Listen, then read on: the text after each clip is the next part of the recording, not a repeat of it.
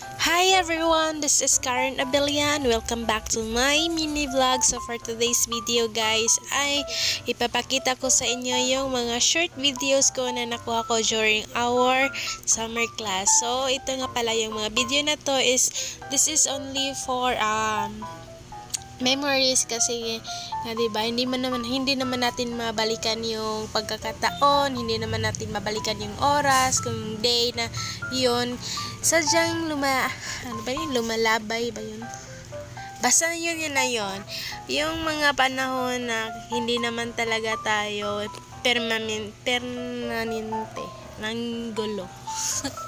Ibig ko sabihin is para siyang this video it's for time to look back kung ano yung nangyari, kung ano ka ngayon, tapos ano yung magiging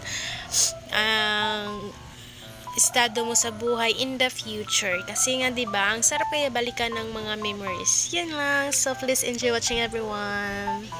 So ayan guys, this video I didn't make this for fame, but also I'm not doing this to shame on my friends, but this is to share this of what we have done, what we've been through, kasi nga matagal na din kami nagsasama, almost 2 years na din, and then mga bago ko din silang mga friends, kasi yung friends ko before when I was in senior high school tapos high school is hindi na kami nagkita-kita. So yun, so itong video na to is siya, para siyang memories namin, para siyang memory box, parang ganun. So instead of ilalagay ko sa box yung mga memories namin is i-compile ko lang siya ng isang video, para kung gusto kong balikan yung anong meron kami ngayon, kung ano yung closeness na meron kami ngayon, is pwede ko lang siyang i-play, ganun. So alam naman natin na sa panahon natin ngayon is nandito na tayo sa mga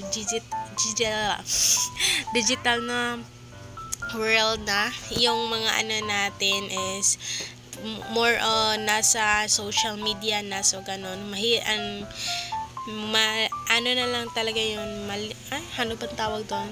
Konti na lang yung gumagawa ng yung mga save nila, yung mga nilalagay nila sa mga box. So most of us are keeping our memories in social media. So ayan, so dito namin yun makikita kung ano kami ka-close, tapos kung ano yung mga ginagawa namin after class, tapos kung ano yung ipapasa namin, tapos yung nang magsalo-salo kami sa pagkain. Alam nyo yun, ang saya kaya pag ganun. So ayan, so ito lang yung isa sa paraan namin ng mag-banding din, kasi magkalayo po talaga yung bahay namin, tapos yung ibang bahay naman ng kaklase ko is nandun pa sa San Fernando. So after class lang talaga kami